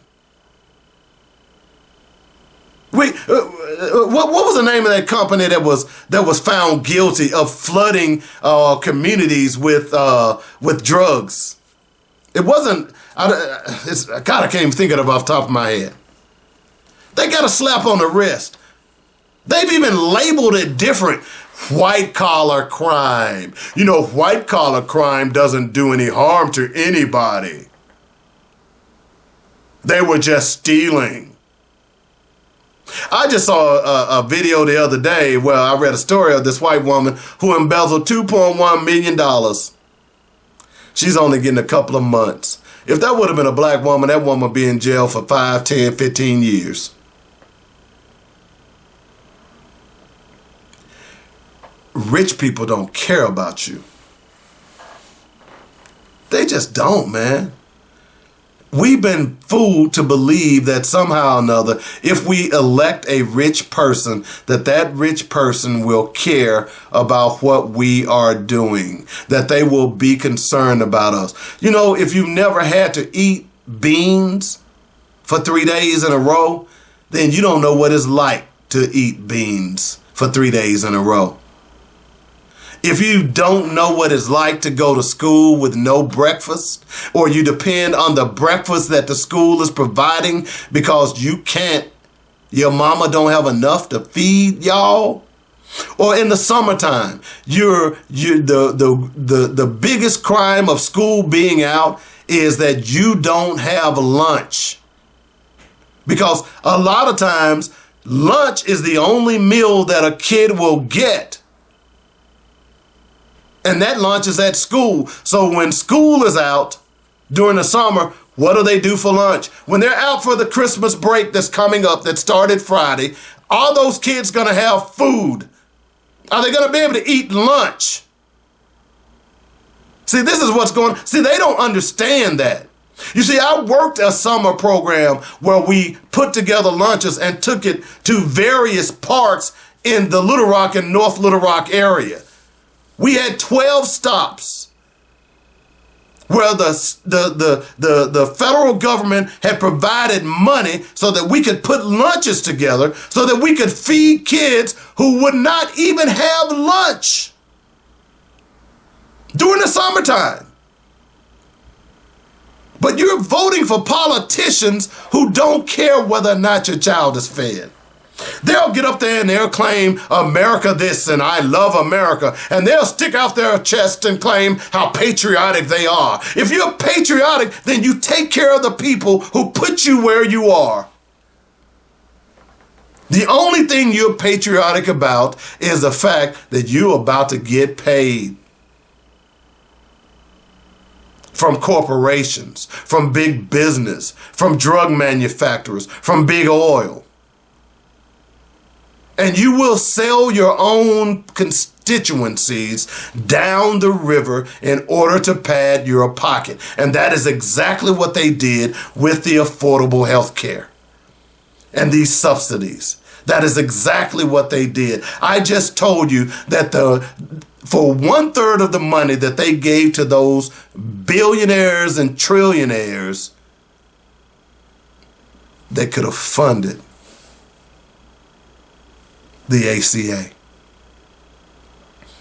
And when you look at it from a long-term point of view, Elon Musk is about to become the first trillionaire in the world history. If all of those people came together, they could wipe out hunger across the country, across the globe. But what did a billionaire do when he had access to U.S. aid? He cut it.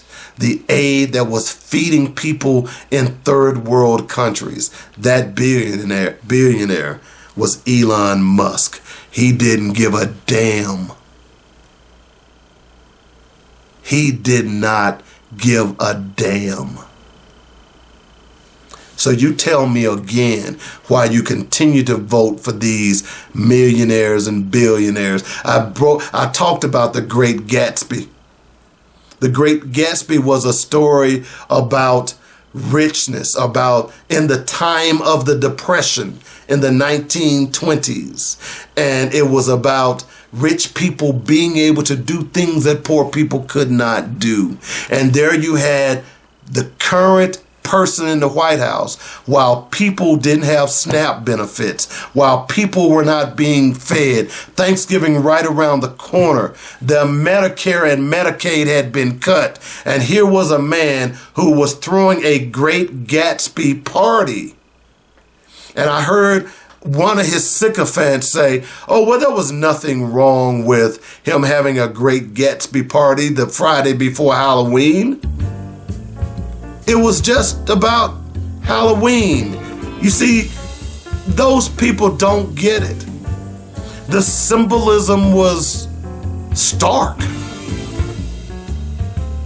That here are people who can't eat, don't know where their next meal is coming from, don't know how to pay or how they're going to keep their utilities on or put gas in their car to get to work or get a bus token. And here was this guy who was always talking about himself throwing a Great Gatsby party.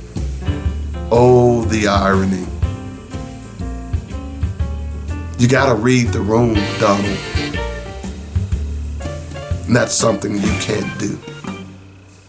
We'll take our last break. It's called Black Focus Radio. Our issues, our solutions, our voices on joynetradio.com.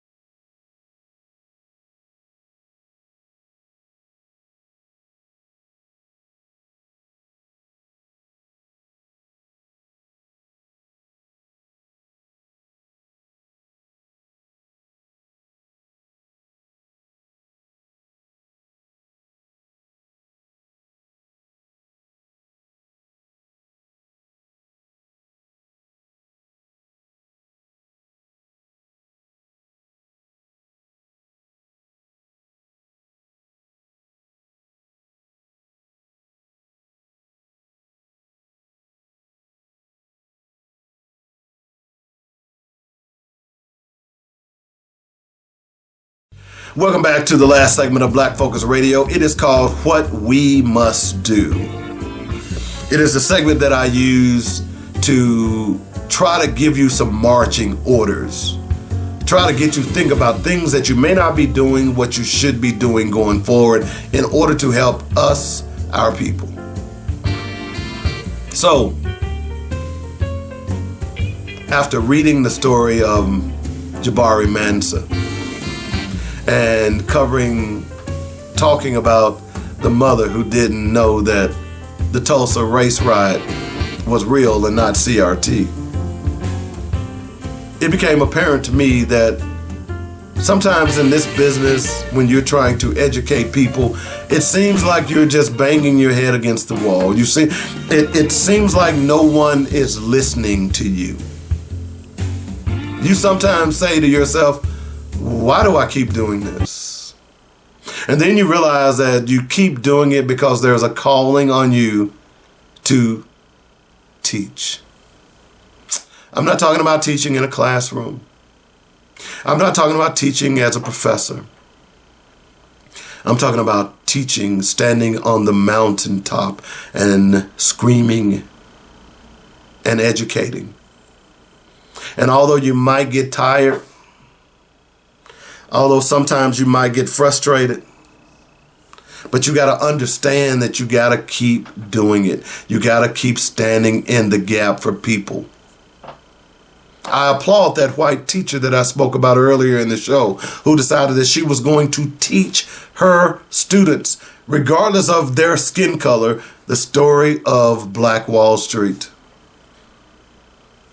And they were empowered Part of the reason that I do Black Facts every show is because I want to teach people about their history and how the power of history, as Jabari Mansa clearly stated, that if you know who you are and know where you came from, they cannot take your dignity. That's what Jabari Mansa stood for. That's why he scared white people. It's because no matter how much they beat him, no matter how much they sold him, he was still an African. And he made no bones about it. And not only did he feel it in his soul, but he taught everyone around him who would listen. He taught them about their history. He taught them about their culture. And he demanded that they also know their history and teach each one of them, should teach one of them. So that is what we do here on Black Focus Radio. No, we don't talk about who's screwing who. We don't, in the real sense of the word. We don't talk about who's dating who. We don't talk about stupid stuff. There's plenty of that crap out there in the interweb. What we talk about on this show is empowerment. What we talk about on this show is teaching Black people to love themselves. And when you begin to love yourself, then you begin to see life differently, because teaching you history is about loving yourself. Oh yeah, some of it is painful. Some of it hurts, like that 15-year-old girl who learned about Black Wall Street, who was so distraught she went home crying to her mother. She couldn't believe that this would have happened to Black people.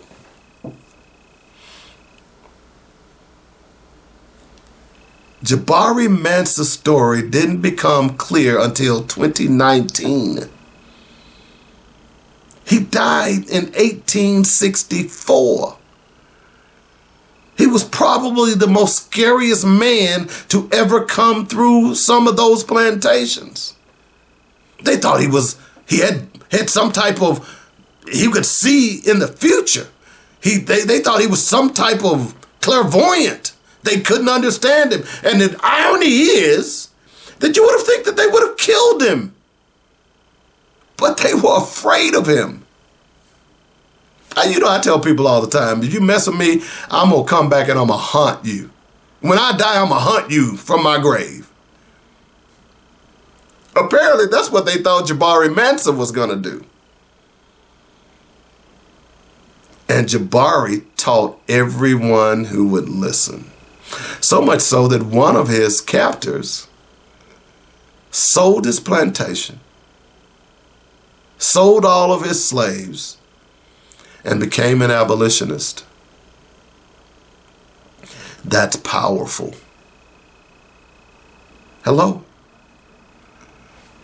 Just by teaching history.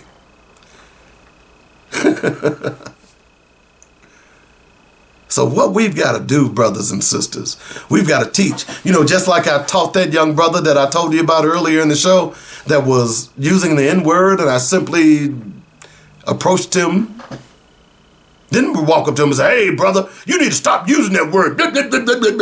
No, I didn't do that. I say, young brother, let me ask you a question. What would happen, you think, if you stopped using the N-word and started using and replaced it with the word brother or sister? He thought for a moment and said, hey, you're right.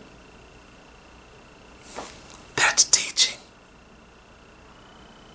That's teaching. It's like the brother who told me about the first nuclear-powered ship that is docked right here in Baltimore. They only made 2. That's teaching. It's like I tell people all the time when I used to go out and talk to young people. People say, well, why do you do that? Because a lot of times I do it for free. And I would tell them, because I'm going to live forever. You see, I've told you this before, is that, a lot of you who are Christian and Muslim, you have this belief that there's this afterlife, that when you die. I don't happen to have that belief. Let me prove it to you. Did you have consciousness before you were born? What did you do before you were born? You don't know, because you didn't exist. When you die, you're not going to exist. But I can give you a means by which you can continue to live. You see, every young person that I try to meet, I try to impart knowledge on them.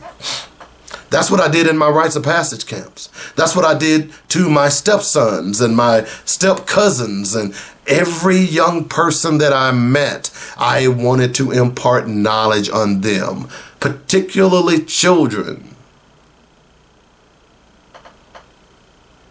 Do you know why? Because if for some chance that I say something that sticks with them, guess what's going to happen? They're going to, well, let me give an example. Give you something simple. Young person's walking down the street, and this is very apropos here in Baltimore because kids jaywalk here all the time. So this young person is walking down the street. And there's another young person walking down the other side of the street. And they get to the same corner. I'm standing on one corner. There's a young person across the street.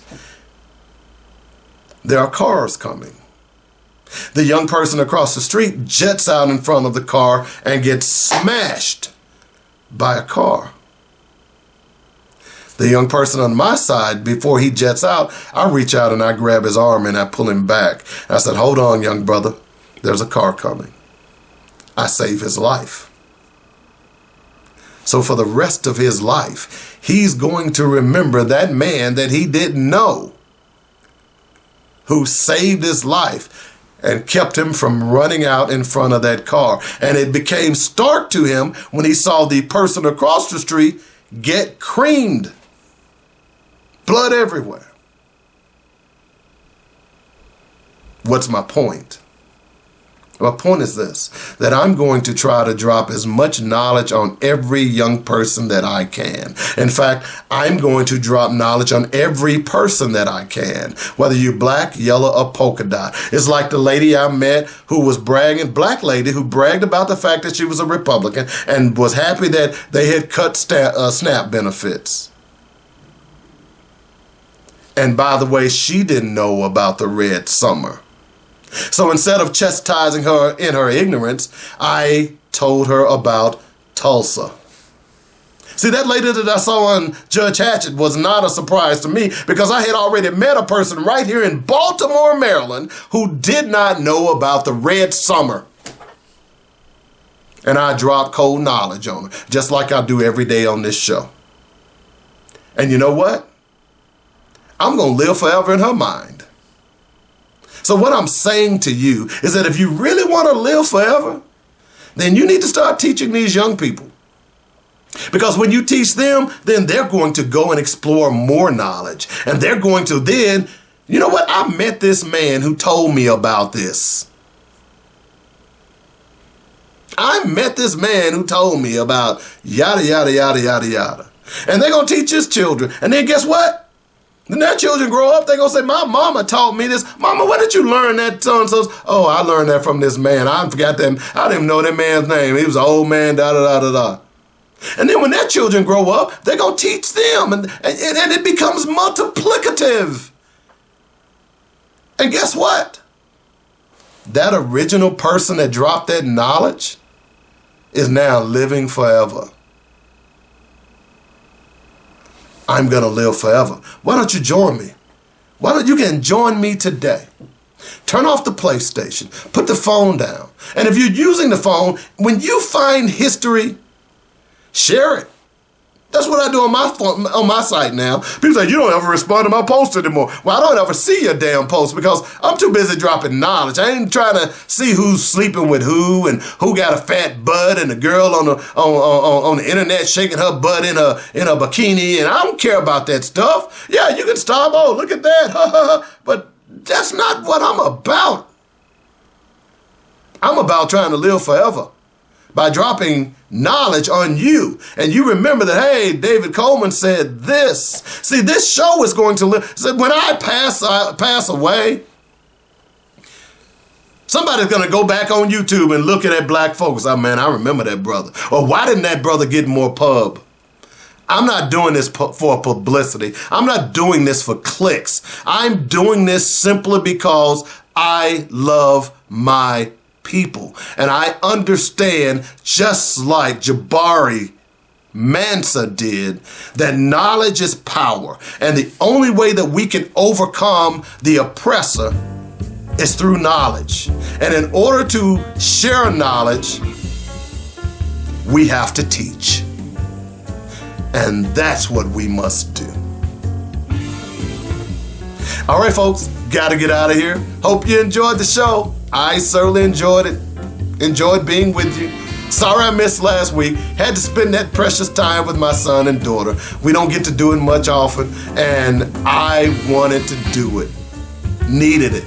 No ifs, ands, or buts. I am a renewed and empowered black man, and that could be dangerous.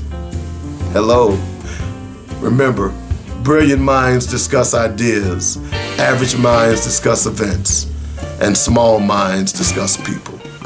Which do you possess? Thank you for listening to Black Focus Radio. Our issues, our solutions, our voices. UnjoinedRadio.com.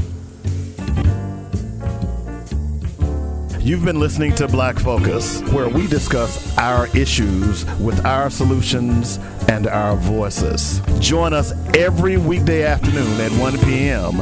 on JoinedRadio.com.